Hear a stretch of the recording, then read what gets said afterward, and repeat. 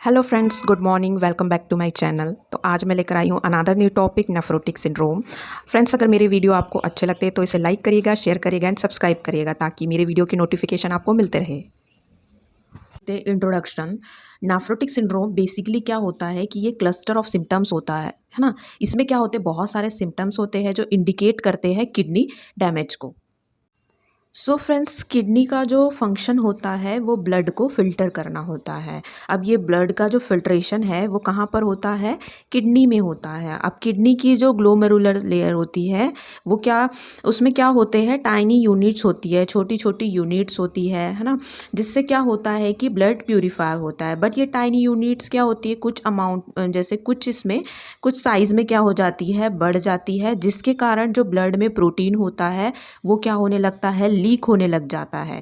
जो प्रोटीन है वो क्या हो रहा है, लीक होने लग जाता है। तो ये कंडीशन को हम नेफ्रोटिक सिंड्रोम कहते हैं। इसके बारे में हम आगे जो नेक्स्ट पैथोफिजियोलॉजी है उसमें इसे डिटेल में डिस्कस करेंगे।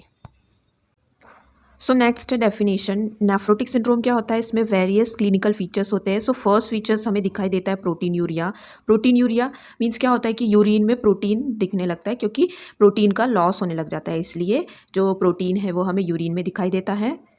क्लिनिकल फीचर्स क्या है, हाइपोएल्बुमिनीमिया, जिसमें क्या होता है कि एल्बुमिन का जो लेवल होता है वो ब्लड में कम हो जाता है, क्योंकि एल्बुमिन का लॉस हो जाता है, एल्बुमिन का ज़्यादा अमाउंट में लॉस होने लग जाता है। थर्ड क्लिनिकल फीचर है एडिमा। एडिमा होने लग जाएगा क्योंकि जो एल्बुमिन है वो ब्लड में जो फ्लूइड है उसको बाइंड करने का काम करता है, तो जिसके कारण क्या होगा, इंट्रा सेलुलर फ्लूइड से एक्स्ट्रा सेलुलर फ्लूइड की ओर मूव होगा, तो इसके कारण एडिमा की कंडीशन अराइज होगी। हाइपरलिपिडीमिया भी होगा, मतलब क्या होगा कि ब्लड में लिपिड का अमाउंट बढ़ जाएगा। इसलिए बढ़ जाएगा क्योंकि एल्बुमिन कम हो रहा है, तो लीवर इसके कंपनसेट के लिए क्या करेगा, ज़्यादा प्रोटीन बनाएगा, लाइपोप्रोटीन बनाएगा, और लाइपोप्रोटीन बढ़ने के कारण क्या होगा, ब्लड में हाइपरलिपिडीमिया की कंडीशन अराइज होगी।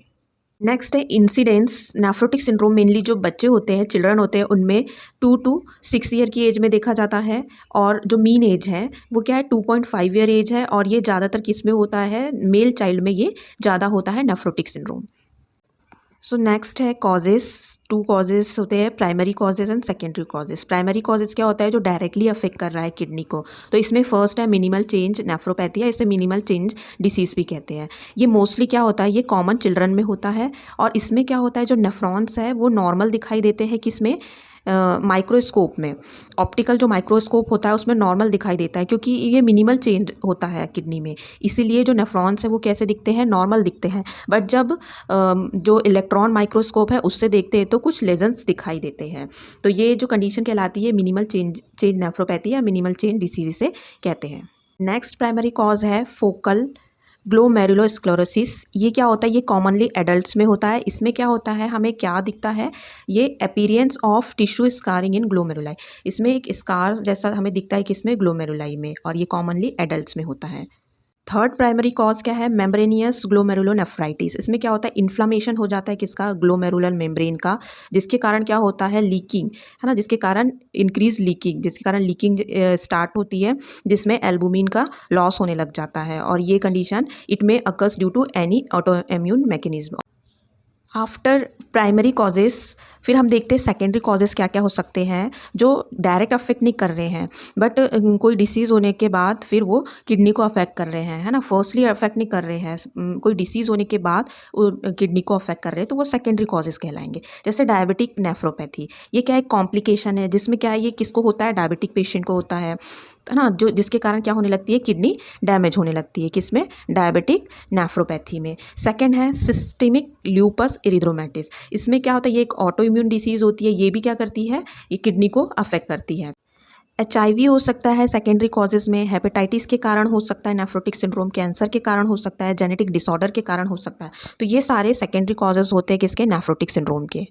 And one more types of nephrotic syndrome is a congenital nephrotic syndrome. ये क्या होता है, ये बहुत रेयर होता है, ये बहुत रेयर होता है, और किसको अफेक्ट करता है, इन्फेंट्स को अफेक्ट करता है। And this type of nephrotic syndrome is also called infantile nephrotic syndrome, क्योंकि ये इन्फेंट्स को अफेक्ट करता है, इसलिए इसे इन्फेंटाइल नेफ्रोटिक सिंड्रोम कहते हैं। और ये क्यों होता है, ड्यू टू जेनेटिक डिफेक्ट के कारण, या फिर infection at the time of birth, या फिर कोई इन्फेक्शन के कारण होता है। तो ये एक और टाइप्स है किसका, नेफ्रोटिक सिंड्रोम का, कंजेनाइटल नेफ्रोटिक सिंड्रोम, जो क्या होता है बहुत रेयरली होता है और ये इन्फेंट्स को अफेक्ट करता है।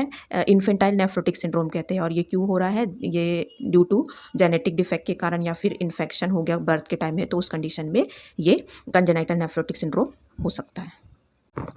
नेक्स्ट है पैथोफिजियोलॉजी। किडनी का फंक्शन क्या होता है, ब्लड को फिल्टर करना होता है, ठीक है। ब्लड में किडनी में क्या होती है, ग्लोमेरुलर कैपिलरी मेम्ब्रेन होती है जो क्या करती है, ब्लड को प्यूरिफाई करने का काम करती है। तो जिस तरह से हम देखें कि जो चाय छन्नी होती है, चाय छन्नी का काम क्या होता है, चाय को छानना होता है। अगर इस छन्नी में बड़े बड़े छेद हो जाए तो क्या होगा, उससे चाय पत्ती लीक होने लग जाएगी। उसी तरह क्या होता है, ड्यू टू कुछ कॉज के कारण डैमेज हो जाती है, क्या, ग्लोमेरुलर कैपिलरी मेम्ब्रेन क्या हो जाती है, डैमेज हो जाती है।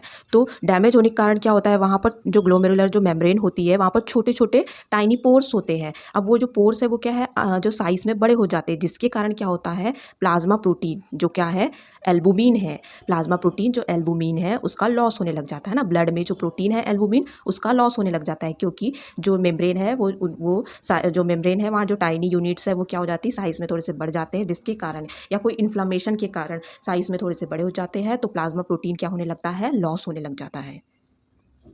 अब ब्लड में प्लाज्मा प्रोटीन एल्बुमिन का लॉस हो रहा है, तो उसके कारण कौन सी कंडीशन अराइज होगी, ब्लड में एल्बुमिन का जो लेवल है वो कम हो जाएगा, तो वो कंडीशन क्या कहलाएगी, हाइपोएल्बुमिनीमिया कहलाएगी। अब उसके कारण क्या हो रहा है, हाइपोएल्बुमिनीमिया हो रहा है, तो उसके कारण डिक्रीज ऑस्मोटिक प्रेशर क्या हो रहा है, कम हो रहा है। फ्लूइड जो है, जो ब्लड में जो फ्लूइड था वो इंट्रासेलुलर से एक्स्ट्रा सेलुलर की ओर जाने लग जाएगा, और ये कंडीशन होगी तो जनरलाइज्ड एडिमा होने लग जाएगा, है ना। इंट्रासेलुलर से अगर फ्लूइड एक्स्ट्रा सेलुलर में जाने लग जाएगा तो वो उस कंडीशन में फिर एडिमा होगा। और दूसरी चीज़ क्या होगी, स्टिमुलेट सिंथेसिस ऑफ लाइपोप्रोटीन।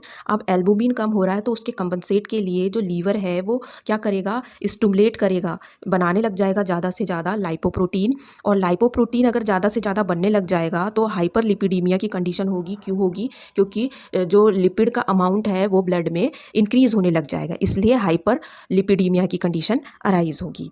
अब ये जो जनरलाइज एडिमा हुआ है, इसमें क्या होगा, activation of renin angiotensin system क्या होगा, एक्टिवेट हो जाएगा, जिसके कारण सोडियम रिटेंशन होगा, ठीक है, जिसके कारण क्या होगा, सोडियम रिटेंशन होगा। और सोडियम रिटेंशन होने लग जाएगा तो उसके कारण एडिमा की कंडीशन अराइज होगी, ठीक है, उसके कारण क्या होगी, एडिमा की कंडीशन अराइज होगी। तो हमने तीनों क्लिनिकल फीचर्स इसमें देख लिए, क्या क्या थे। हमें सबसे पहले प्रोटीन यूरिया हमें इसमें मिल रहा था, एल्बुमिनीमिया हमें मिल रहा था, हाइपर लिपिडीमिया हमें मिल रहा है, इसमें हमें एडिमा भी मिल रहा है। तो इस कारण क्या हो रहा है, ये सारे फीचर्स प्रोटीन के लॉस होने के कारण ये सारे फीचर्स हमें दिखाई देते हैं, जिसको हम नेफ्रोटिक सिंड्रोम कहते हैं।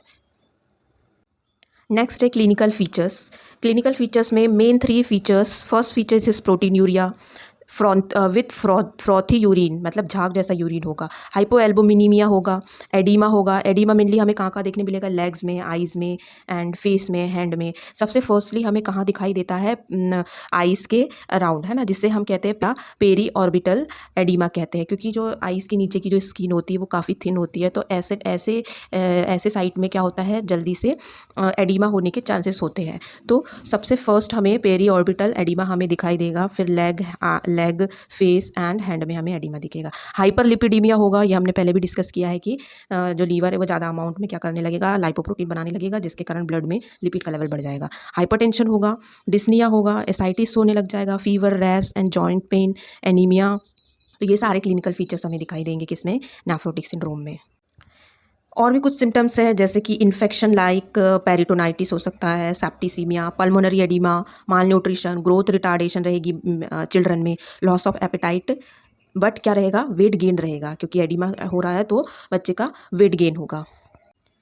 नेक्स्ट है लैब इन्वेस्टिगेशन में क्या क्या करेंगे, हिस्ट्री टेकिंग करेंगे, फिजिकल एग्जामिनेशन करेंगे, बच्चे का डेली वेट चेक करेंगे, डेली हमें वेट मॉनिटर करना है, यूरिन आउटपुट हमें मॉनिटर करना है, यूरिन एग्जामिनेशन करना है, ब्लड टेस्ट करेंगे, ब्लड टेस्ट में सीरम एल्बुमिन देखेंगे, तो सीरम एल्बुमिन क्या होगा, एल्बुमिन का तो लॉस हो रहा है तो हमेशा रिड्यूस रहेगा, ठीक है, हमेशा रिड्यूस रहेगा। सीरम ग्लोबुलिन नॉर्मली या इंक्रीज रहेगा। कोलेस्ट्रॉल क्या रहेगा, लिपिड का जो अमाउंट है वो इंक्रीज रहेगा, है ना। और रीनल फंक्शन टेस्ट करेंगे, रीनल अल्ट्रासाउंड करेंगे, लीवर फंक्शन टेस्ट करेंगे, renal biopsy, renal analysis, 3+2 4+ protein urea. ये डिपिस्टिक मेथड होती है जिसके थ्रू हम चेक करते हैं प्रोटीन यूरिया।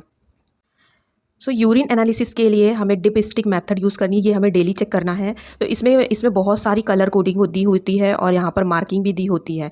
तो इसमें क्या दिया रहता है, कलर कोडिंग दी है तो इसमें जैसे ब्राउन कलर आ रहा है तो निगेटिव आएगा। बाकी ये जो इसके आगे के जो ये कलर आ रहे हैं तो ये इसमें प्लस कितना 3+, 4+, ये सारी चीज़ें इसमें दी रहती है। तो इसके जैसे यूरिन में हमें इसे डिप करना है, ये जो स्टिक है इसे, और जो भी कलर आएगा उससे हमें मैच करना है। और जैसे कि यहाँ जैसे ब्राउन कलर आता है तो क्या होगा, निगेटिव होगा।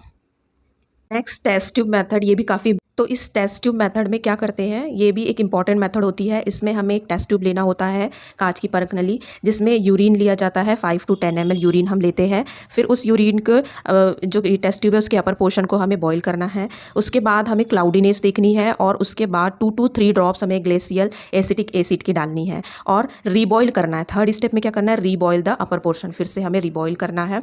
फिर इसमें 2 कंडीशन होगी, एक तो क्लाउडीनेस आएगी, फर्स्ट क्या है, एक तो क्लाउडीनेस आएगी फर्स्ट कंडीशन में, या फिर सेकंड कंडीशन क्या है, क्लियर आएगी। तो एक कंडीशन क्लाउडीनेस है जिसमें क्या होगा, क्लाउडीनेस आ रही है तो प्रेजेंस ऑफ प्रोटीन होगा, और क्लियर आ रहा है तो एब्सेंस ऑफ प्रोटीन होगा। तो ये बहुत इंपॉर्टेंट मेथड है टेस्ट ट्यूब मेथड।